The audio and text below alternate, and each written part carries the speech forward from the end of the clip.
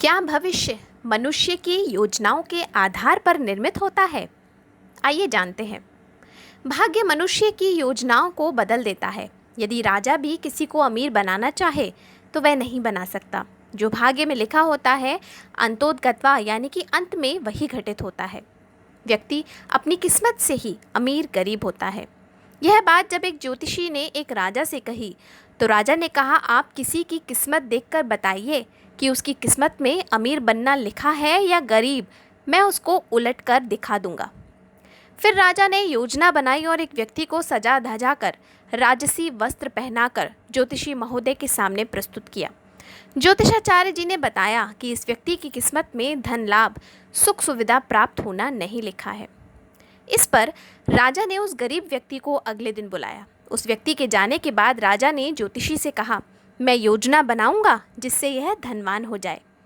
ज्योतिषाचार्य जी ने कहा, आप चाहे कुछ भी योजना बना लें, जो किस्मत में लिखा है उसी हिसाब से व्यक्ति हरकत अर्थात कार्य व्यवहार करता है।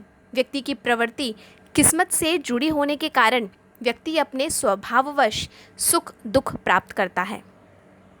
राजा ने अपनी गुप्त योजना के अनुसार उस व्यक्ति को एक चिट्ठी लिखकर दूसरे राजा के पास जाने के लिए कहा।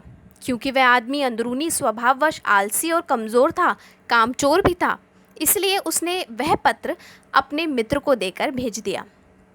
मित्र पत्र लेकर दूसरे राजा के पास पहुंचा। पत्र में लिखा था कि पत्र लाने वाले को खूब धन देकर अपनी कन्या का विवाह उससे कराया जाए।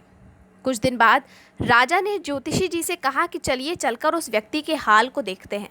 दोनों ने देखा, अब भी वह व्यक्ति फटे हाल है।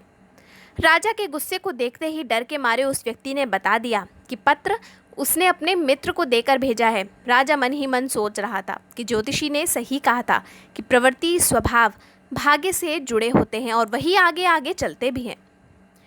अब आप समझ ही गए होंगे कि उस व्यक्ति की अपेक्षा पत्र ले जाने वाला राजकुमारी से विवाह कर अमीर हो चुका है। राजा हार मानने वाला नहीं था। उसने दूसरी योजना बनाई और उस व्यक्ति को एक बड़ा सा तरबूज दिया।